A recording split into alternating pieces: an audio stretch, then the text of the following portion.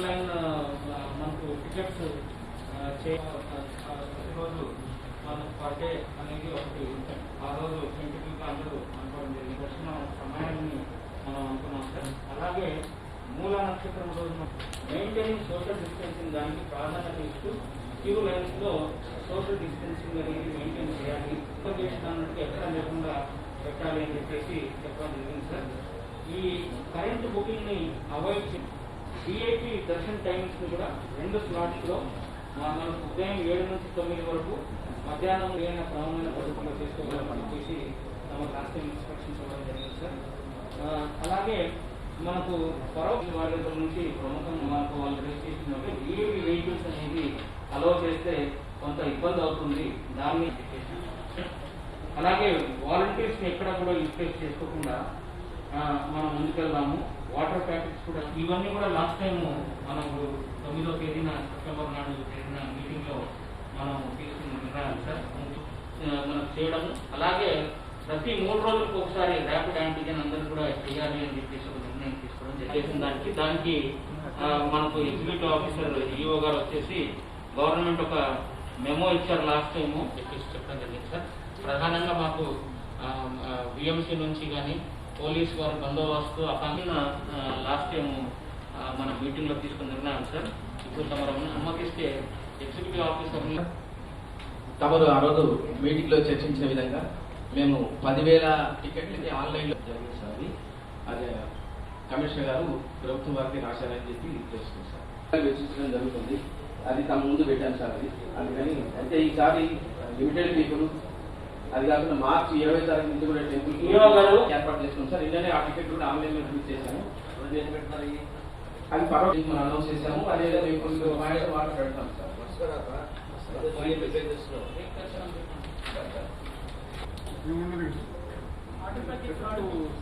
Supply చేస్తే better. ఎందుకంటే control నుంచి 3 వాట్ టికెట్స్ ఆల్రెడీ 3 టికెట్స్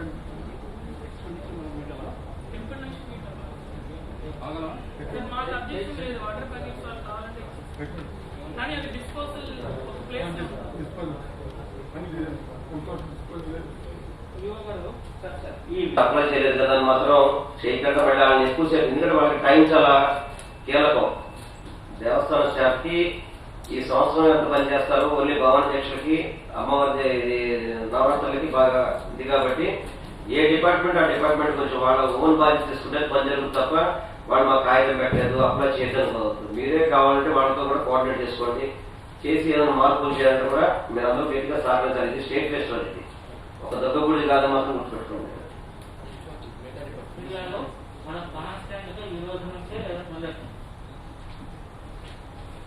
ఏ విధంగా ఉండాలి? ఎందుకంటే కోవిడ్ 750 మంది అనేది మనం 10,000 మంది భక్తులు కూడా పంపట్ల. 750 ఇచ్చారు లాస్ట్ టైం. అది కరెక్ట్ అయిన పద్ధతి కాదు. ఎవరైతే ఛానల్స్ ఉన్నాయో మీ రూల్స్ ప్రకారం అదే పాజిటివ్ ఇవ్వండి తప్ప ఈ పాజిటివ్ భక్తులు ఆమె జరుగుతారు అని చెప్పి అట్లా చేయబోతాయి. టోటల్ బాధ్యత మీరు ఎవరో ఒకరు చూసుకొని మళ్ళీ మీరు చూసుకోవాలి.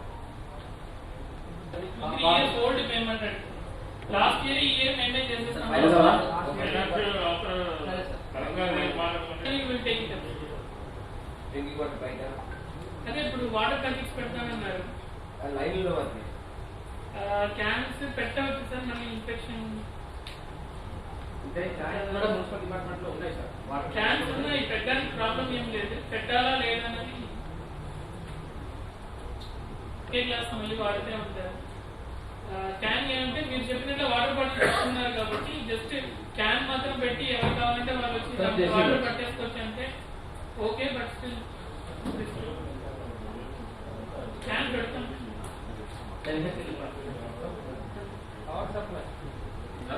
25th టెంపర్ ఓపెనింగ్ ఉంది సార్. దీనికి ట్రాన్స్పోర్ట్ ఆధ్వర్యంలో కూడా వాళ్ళు లోడ్ అని జరుగుతుంది. ఎలక్ట్రికల్ ఇన్స్పెక్టర్ గారు వచ్చి అప్పుడు చెక్ చేసి స్పెసిఫికేషన్ ఇచ్చిన తర్వాత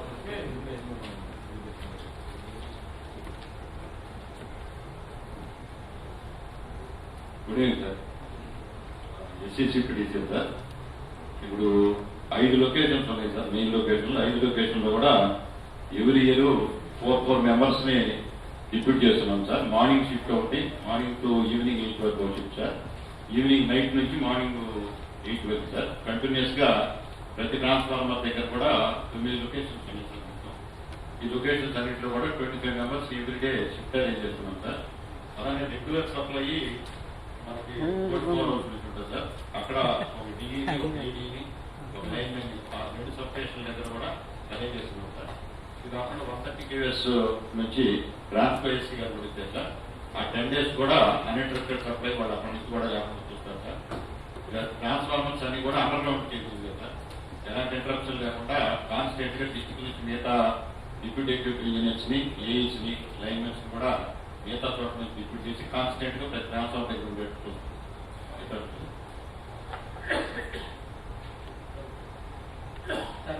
శానిటేషన్ అరేంజ్మెంట్ సార్ అనేది చూడాలి. అట్లాగే మిగతా మున్సిపల్ డిపార్ట్మెంట్ వారు కూడా ఈ శానిటేషన్ అనేది చూస్తున్నారు సార్. అవుట్ సైడ్ వీల్ ఎక్సైజ్ చేస్తారు. టెంపుల్ లోపల డిస్ఇన్ఫెక్షన్ ప్లాన్ చేస్తున్నారా? తప్పకుండా సార్. అంటే డిస్ఇన్ఫెక్షన్ కన్నా వద్దన్నారు కాబట్టి ఓన్లీ సోడియం హైపోక్లోరైట్ వాడి చేస్తున్నాం sir. Bleaching plus sanitisers stands పెట్టాం. ఇన్సైడ్ వరకు మేము చూస్తాం సార్. ఎందుకంటే కండోస్టైల్ ప్లస్ ఇన్సైడ్ వరకు మేము చూస్తాము. అవుట్ సైడ్ అంతా కూడా మీరు పాతలాగా మొత్తం ఈ ఎండ్ దాకా ఎక్స్టెండ్ అవుతుందా, ఏమైనా తగ్గిస్తారా? వీలైన తగ్గ సార్. వినాయక స్వామి టెంపుల్ నుంచి పై దాకా ఉంటుంది సార్. వీలైన సార్ కేసుకన్నా ఏర్పాటు చేస్తే మాత్రం అక్కడ మనం అక్కడ పెట్టాలి సార్. అది బ్యారికేడింగ్ ఎట్లా ప్లాన్ చేస్తారు? మళ్ళీ రోడ్ డ్యామేజ్ చేస్తారు అంటే ఈసారి మనం గమనించగా మనం ఇంటికి కంపెనీ చెప్పినట్టు అవన్నీ కూడా పోస్ట్ చేసి దాని వల్ల పూర్తి చేసి పైన ఐటెం పెట్టుకున్నాం. ఏమైనా ప్రెషర్ తీసుకుని లేకపోతే ప్రతిసారి ఇప్పుడు రోడ్ తప్పకుండా డ్యామేజ్ అవుతుంది. మొన్న NH1 ఫెసిలిటీ పెడుతున్నాము. పెట్టిన తర్వాత పాజిటివ్ వచ్చిందంటే ఆ పేషెంట్ ఏం చేయాలి? దానికి ఐసోలేషన్ ఫెసిలిటీ ఒకటి అక్కడ ఉండాలి సార్. ఒక 20 beds ఏదో ఒక వెహికల్ మీరు అరేంజ్ చేసి పాజిటివ్ డిటెక్ట్ అయిన వెంటనే అక్కడికి షిఫ్ట్ చేసి అంబులెన్స్ రప్పించి మీరు ట్రాన్స్ఫర్ చేస్తారు కదా, ఆ లోపలనే మీకు ఒక ఫెసిలిటీ ఉండాలి సార్. నేను ఐసోలేషన్ రూమ్ లో కూర్చోబెట్టాయి సార్. పైన నాలెడ్జ్ అంటే ఇప్పుడు ఎంట్రన్స్ లో చెక్ చేస్తారా చేయరా? చేస్తాం సార్. దాంట్లో మీకు ఫీవర్ ఉన్నట్లు ఏదైనా వచ్చారంటే వాళ్ళని ఐసోలేట్ చేసి ఏదైనా శాంపిల్ టెస్ట్ చేస్తారు. ర్యాపిడ్ చేసినప్పుడు పాజిటివ్ వచ్చిందంటే వాళ్ళని హాస్పిటల్ పంపించే లోపల మేబీ 1 or 2 hours కి ఒక ఐసోలేషన్ రూమ్ లో పెట్టాలి. ఎక్కడ చేస్తే అక్కడ ప్లాన్ చేయాలి అంతే. అక్కడే ప్లాన్ చేసుకుంటాం. ఎక్కడ ఉంటే అక్కడ పెట్టుకుంటాం. ఎక్కడ ఉంటే అక్కడ పెట్టాలి. పాయింట్ ప్లాన్ చేసి ఒకటి థర్మల్ స్కాన్ చేసి ఐసోలేషన్ ప్లాన్ చేసి ఎమర్జెన్సీ అది regular process surgery submission sir. Test చేసి ఐసోలేషన్ వెళ్ళిపోతాంటే ఇబ్బంది లేదు. అతను వెళ్ళిపోతాంటే పంపించేస్తాం కదా అక్కడి నుంచి.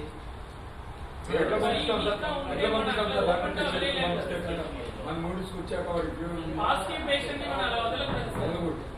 పాజిటివ్ పేషెంట్ డిటెక్ట్ అయినాక హాస్పిటల్ పంపించాలి, లేకపోతే ఐసోలేషన్. దానికి ఎక్కడ పెట్టాలంటే ఇప్పుడు వినాయకుడు గుడి దగ్గర మీరు స్కాన్ చేస్తారు కదా, ఆ దగ్గరలో ఉండాలి. ఇప్పుడు అక్కడ జనం వచ్చిన వెంటనే సార్ నువ్వు అక్కడికి వెళ్ళి అక్కడ ఉండమ్మా అని చెప్పాలి. అక్కడ దానికి ఏం చేయాలంటే ఒకటి ఏఎంసీలో కొత్త బిల్డింగ్ ఆల్రెడీ ఓపెన్ ఉంది కదా, స్లాబ్లెస్ ఉంది కదా, వీలైతే అక్కడే సరిపోదు. అక్కడే మన కార్పొరేట్ కొత్త బిల్డింగ్ కడతారు కదా సార్.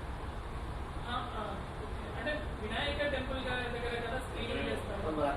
అక్కడి నుంచి మీకు ఎక్కడ ఉంటుంది ప్లేస్ ఎక్కడ ఉంటుంది? ఐడెంటిఫై చేస్తాను సార్. కమర్షియల్ బిడ్డు రేపటి షాప్లే కదా నేను ఐడెంటిఫై చేస్తాను. Will make arrangements. ఏం చేయకూడదు అనేది క్లియర్గా స్నానాలు సెలవు తేకూడదు. తర్వాత ఏం చేయాలి ఏం చేయకూడదు మీకు క్లారిటీగా ఎక్స్ప్లెయిన్ చేసి ప్రతి జిల్లాగా వెళ్ళాలి. బందోబస్తు అరేంజ్మెంట్స్ ఇది తగ్గట్టుగా చేసుకుని పెడతారు. టూ మచ్ ఆఫ్ బందోబస్తు ఆశ్చర్యంగా 3,000 అవసరం లేదు సార్. అంతమంది పిలవబడను. ఇవి వచ్చే ట్రెండ్ బట్టి మా అవసరం అయితే ఎక్స్ట్రా ఫోర్స్ ప్రయత్నం చూపిస్తాం. కొంత ఫోర్స్ మాత్రం తప్పదు సార్. కొన్ని ట్రైనింగ్స్ వస్తాయి. వాటికి అకామిడేషన్ స్కూల్స్ కానీ ఏమైనా ముఖ్యంగా టెంపుల్స్ పక్కన ఏదైనా ఇస్తే సరిపోతుంది సార్. తర్వాత వీలైనంత వరకు మన కోఆర్డినేషన్ కంప్లీట్ ఫామ్ చేసి లోకల్ కోఆర్డినేషన్ కంప్లీట్ ఫామ్ చేసి మన ప్రాబ్లం అంతా కూడా విఐపీ దర్శనం దగ్గర మీడియా మేనేజ్మెంట్ దగ్గరే వస్తుంది. టికెట్ కొనుక్కొని వచ్చిన వాళ్ళంతా ముందు వచ్చి వెళ్ళిపోతారు. విఐపీస్ని కండక్ట్ చేయడం దగ్గరే, మీడియా కండక్ట్ చేయడం దగ్గరే వస్తుంది. ఆ కంపెనీస్ మాత్రం చాలా ప్రాపర్గా వేసుకొని మంచి లండాన్ని తీసుకొని 1 వీక్ ఇదే నుంచి వస్తుంది. వాళ్ళు డామినేట్ చేశారు, వీళ్ళు డామినేట్ చేశారు రాకుండా చూసుకునే బాధ్యత మనకు మీరు రెండో చూసుకోవాలి. మూడోది I request feasible sir, cards అన్ని క్లోజ్ చేసేస్తే బెటర్. ఎందుకంటే మన ఎర్లీ మార్నింగ్ 3 o'clock స్నానం చేసి మొదలు పెట్టారంటే మళ్ళీ అప్పుడు అవకాశం కష్టం అవుతుంది. ఆల్ కార్డ్స్ అని రికార్డు ఇవన్నీ క్లోజ్ చేసి పెట్టేసుకుంటే స్థానానికి అవకాశం లేకుండా అక్కడ బందోబస్తు చేసుకునే అవసరం లేకుండా ఇది మున్సిపల్ కమిషన్ బందోబస్తు పెడతాం, స్కెలిటన్ బందోబస్తు పెడతాం పోకుండా. బట్ బ్యారికేడింగ్ పెట్టేసేస్తే అసలు ఎవరు పోకుండా ఉంటాం మీకు ఈజీగా ఉంటుంది. బందోబస్తు పెడతాం, బట్ క్లోజింగ్ చేసేస్తే అర్థమైపోతుంది అక్కడ. ఇరిగేషన్ కార్డ్స్ బ్యారికేడ్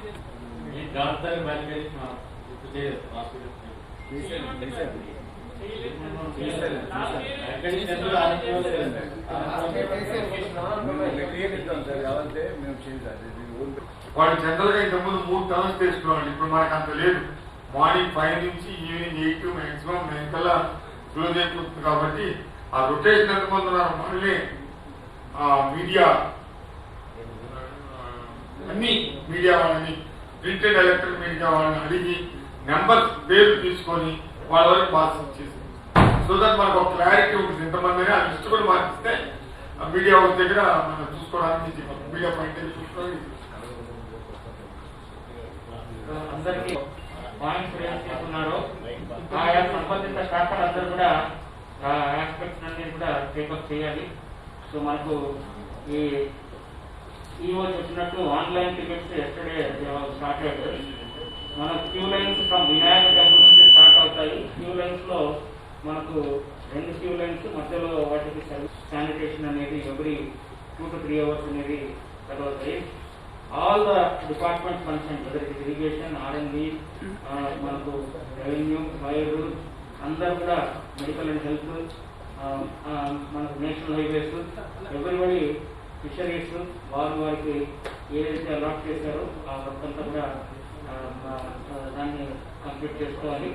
అలాగే మనకు ఇక్కడ కొన్ని ఇష్యూస్ మీద దుర్గాగుడిలో వారు ఇమ్మీడియట్ గా చైర్మన్ గారు వారి ఆలయ పండితులందరూ కూడా గిరిప్రదక్షిణము, హోమగుండము, కేశఖండన వీటి మీద ఒక డెసిషన్ తీసుకోవాలి. అలాగే భవానీల గురించి కూడా ఒక డెసిషన్ తీసుకోవాల్సి ఉంది.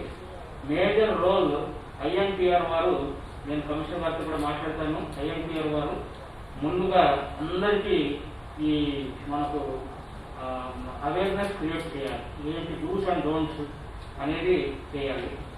మెయిన్గా మనకు ఇక్కడ ఈ విధి విధానాలతో పాటు కోవిడ్ సమయం కాబట్టి కోవిడ్లో మనకు మున్సిపల్ కమిషనర్ గారు రేజ్ చేసినట్టు ఐసోలేషన్ రూమ్స్ మనకు కొన్ని ఏర్పాటు చేసుకోవాలి. దానికి ఏదైతే కంటైనర్ ఉందో అది యూస్ఫుల్గా ఉందా లేదా అనేది చూసుకోవాలి. అలాగే 10 ఏళ్ల లోపు 25 ఏళ్ల తర్వాత మించిన వారు రాకూడదు అనేది నిబంధన ఉందని ఈఓ గారు చెప్తున్నారు. మరి దాన్ని కూడా పబ్లిసిటీ ఇచ్చి మనకు ఎక్కువ సంఖ్యలో రాకుండా భక్తులు మనం ఏదైతే ఇప్పుడు 10,000 వరకు అని ఏదైతే నిర్ణయించడం జరిగిందో దాని ప్రకారం ముందుకెళ్ళి ఈ దసరా ఉత్సవాలని మనం ఘనంగా వైభవంగా జరిపించాలని అందరినీ కోరుకుంటున్నాం. ఇప్పుడు మినిస్టర్ గారు, ఎమ్మెల్యే గారు, మినిస్టర్ గారు వారు ఈనాటి సమావేశానికి పెద్దలు రాష్ట్ర దేవాదాయ శాఖ మంత్రి, అలాగే కలెక్టర్ గారు, పోలీస్ కమిషనర్ గారు, ఎండోమెంట్స్ కమిషనర్ గారు, జాయింట్ కలెక్టర్ గారు, సబ్ కలెక్టర్ గారు, మున్సిపల్ కమిషనర్ గారు, అలాగే అవినాష్, ఈఓ గారు, చైర్మన్ గారు, ఇంకా వివిధ డిపార్ట్మెంట్స్ నుంచి వచ్చినటువంటి రూట్ ఆఫీసర్స్ అందరికీ నమస్కారం. ఇప్పుడు ఉన్నటువంటి సిచ్యుయేషన్లో కోఆర్డినేషన్ ద్వారానే మనం అందరం కలిసి స్టేట్ ఫెస్టివల్గా ఉన్నటువంటి దీన్ని జయప్రదం చేయాలి. పోయిన సంవత్సరం కూడా అందరూ కూడా ఆల్ ఆఫీసర్స్ అందరూ కూడా దాన్ని దిగ్విజయం చేశారు. ఎక్కడ కూడా చిన్న మాట రాకుండా జరగాలి అని అంటే అన్ని డిపార్ట్మెంట్లు కోఆర్డినేషన్ ద్వారా మాత్రమే సర్దుపడుతుంది. ఒక డిపార్ట్మెంట్ నాది కాదు అని ఎవరు కూడా అనుకోకుండా కలెక్టర్ గారితోనో, కమిషనర్తోనో, అలాగే ఎండోమెంట్స్ ఆఫీసర్తోనో, మున్సిపల్ కమిషనర్ గారితోనో, ఇంకా ఉన్నటువంటి జేసీ సర్కిల్ వీళ్ళందరితో కూడా మాట్లాడుకుంటూ సమస్యను పరిష్కరిస్తూ చేయాలి. ఇది దిగ్విజయం కావాలి అంటే మనం విస్తృతంగా 10,000 మందికి ఆన్లైన్లో తీసుకున్నటువంటి వారు మాత్రమే రావాలి అనే విషయాన్ని మనం చెప్పగలగాలి. ఎందుకంటే తిరుమల తిరుపతి దేవస్థానానికి సంబంధించినటువంటి బ్రహ్మోత్సవ విషయంలో, దర్శనం విషయంలో చాలా క్లారిటీగా ఉంది టీవీకి. ఆ విధానాన్ని అమ్మవారి దేవస్థానంలో కూడా అధికారులందరూ కూడా అమలు చేసే విధంగా ఏం జరుగుతుందో అక్కడ గమనించి దానికి అనుగుణంగా పనిచేస్తే బాగుంటుందని చెప్పని నాకు అనిపిస్తాం.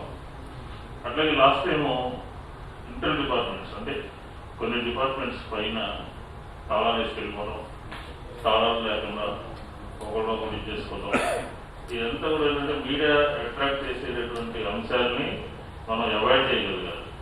అప్పుడే అమ్మవారి యొక్క నవరాత్రుల యొక్క ప్రభావం బయటికి జరుగుతుంది. ఎందుకంటే ఉత్సవాల సందర్భంలో అలా జరిగింది, ఉత్సవాల సందర్భంలో ఇలా జరిగింది అని అడ్వాంటేజ్ తీసుకోకుండా ఉండే విధంగా పనిచేయాలని చెప్పని ఈ కార్యక్రమంలో పాల్గొన్నటువంటి ప్రతి అందరూ అమ్మవారికి మనం సేవ చేస్తున్నామని చెప్పని భావంలో ఉంటూ ఎటువంటి ఇబ్బంది లేకుండా ఈ రాబోయే నవరాత్రులను దిగ్విజయం చేస్తారని చెప్పని మనస్ఫూర్తిగా కోరుకుంటూ సెలవు తీసుకుంటాను. నమస్కారం. అందరికీ నమస్కారం. ఏదైతే అమ్మవారి యొక్క నవరాత్రి ఉత్సవాలు ఉన్నాయో అత్యంత వైభవంగా నిర్వహించాలనే ఉద్దేశంతో ఈ మీటింగ్ని కార్యక్రమాన్ని ఏర్పాటు చేయడం జరిగింది. మన జిల్లా కలెక్టర్ గారికి, మన పోలీస్ కమిషనర్ గారికి, మన ఎండోమెంట్ కమిషనర్ గారికి, చైర్మన్ గారికి, ఈఓ గారికి, జేసీ గారికి, సబ్ కలెక్టర్ గారికి, అదేవిధంగా డీసీపీ గారికి, మున్సిపల్ కమిషనర్ గారికి, దేవనారాయణ రమేష్ గారికి, మల్లాకృష్ణ గారికి, వేదిక మీద ఉన్న ఇక్కడ ఇచ్చేసే అధికారులందరికీ కూడా నా ఉదయపూర్వ నమస్కారాలు. ఈ పండుగను అందరూ కూడా చక్కగా అత్యంత వైభవంగా చేయాలని చెప్పని మనస్ఫూర్తిగా కూడా మేము అందరినీ కోరుకుంటున్నాను. ఏదైతే కోవిడ్ నామ్స్ ని ఎక్కడ కూడా అతిక్రమించకుండా, భక్తుల యొక్క మనోభావం దెబ్బతినకుండా అమ్మవారి యొక్క వేడుకలు చేయాలనేదే ప్రభుత్వ ఉద్దేశం కూడా. ఇది రాష్ట్ర పండుగ కింద కూడా డిసైడ్ చేశారు కాబట్టి అన్ని డిపార్ట్మెంట్ సమన్వయంతో ప్రతి ఒక్కరు కూడా ఇది మన పండుగ, మన ప్రభుత్వం, మన దేవాలయం అని చెప్పని అంకిత భావంతో కనుక పనిచేస్తే ఈ పండుగని చక్కగా చేసుకోవచ్చు. అదేవిధంగా విష్ణు గారు చెప్పిన ప్రకారం తిరుమల తిరుపతి దేవస్థానంలో బ్రహ్మోత్సవానికి ఏ విధంగా ఏర్పాట్లు చేశారో అదేవిధంగా నవరాత్రోత్సవాలు కూడా దర్శనాలు కావచ్చు, పరోక్ష సేవలు కావచ్చు, ఇతర అన్నింటిలో కూడా చాలా ట్రాన్స్పరెంట్గా వెళ్ళే విధంగానే దేవాదాయ శాఖ అదేవిధంగా టెంపుల్ కూడా పనిచేయాలని కోరుకుంటున్నాను. అదేవిధంగా పార్కింగ్ ఏరియాలో ఒకటి మెన్షన్ చేయాల్సిన అవసరం ఉంది. పార్కింగ్ కూడా భవనపురం నుంచి వచ్చేప్పుడు ఎక్కడ పెట్టుకోవాలా, కార్ పార్కులు, అవన్నీ కూడా మీరు ఒకసారి దీంట్లో ఇంక్లూడ్ చేసుకోండి. మళ్ళీ ఎప్పుడు కూడా ఈ కమాండ్ కంట్రోల్ రూమ్లో ప్రతిరోజు కూడా అధికారులు, ఏ డిపార్ట్మెంట్కి సంబంధించిన అధికారులు 24 hours ఒకళ్ళు అవైలబిలిటీ ఉండే విధంగా కమాండ్ కంట్రోల్ రూమ్లో కనుక ఉంటే అక్కడ ఎప్పటికప్పుడు ఏ డిపార్ట్మెంట్ అవసరం వచ్చినా కానీ వాళ్ళకి తెలియజేసే విధంగా కలెక్టర్ గారు కూడా దాని మీద వర్కౌట్ చేస్తారు. ఇప్పుడు కమాండ్ కంట్రోల్ రూమ్లో సీసీ కెమెరాస్ పెడతారు, ఎక్కడ ఎలా జరుగుతున్నాయి అని మానిటరింగ్ చేస్తారు. కాబట్టి దాని ద్వారానే ఎవరైతే ఈ శాఖకి అనుసంధానంగా ఈ దసరా నవరాత్రిలో పార్టిసిపేట్ చేస్తారో వాళ్ళందరూ కూడా 24 hours ఒక ఆఫీసర్ని అవైలబిలిటీ ఉండే విధంగా పెట్టాలని మీ ఆఫీసర్లందరూ కోరుకుంటున్నాను. అదేవిధంగా విఐపీస్ వచ్చినప్పుడు ఇవన్నీ కూడా కొంత ఇన్డెప్త్గా పోయే మీటింగ్లో మాట్లాడుకుందాము. ఏ ఒక్కరికి కూడా ఎటువంటి ఇబ్బందులు లేకుండా హెల్త్ మెజర్మెంట్స్ తీసుకోవాలా, అదేవిధంగా వచ్చిన భక్తులకి ఎటువంటి ఇబ్బంది లేకుండా కూడా ఈరోజు తిరుమల తిరుపతి దేవస్థానానికి రోజు 15,000 మంది వచ్చినా కూడా వచ్చిన భక్తులకి ఎటువంటి ఇబ్బంది లేకుండా కూడా అన్ని ఏర్పాట్లు చేశారు అక్కడ. అదే తరుణంలో మన దుర్గా గుడిలో కూడా ఈ 10 రోజులు చక్కగా చేయాలని చెప్పని పూర్తిగా మీ అందరూ సహకారం ఈ యొక్క దేవాలయానికి ఉండాలని చెప్పని మనస్ఫూర్తిగా కూడా కోరుకుంటూ ఈ పండుగని విజయవంతం చేయాలని మిమ్మల్ని అందరూ కూడా మనస్ఫూర్తిగా కోరుకుంటూ సెలవు తీసుకుంటాను.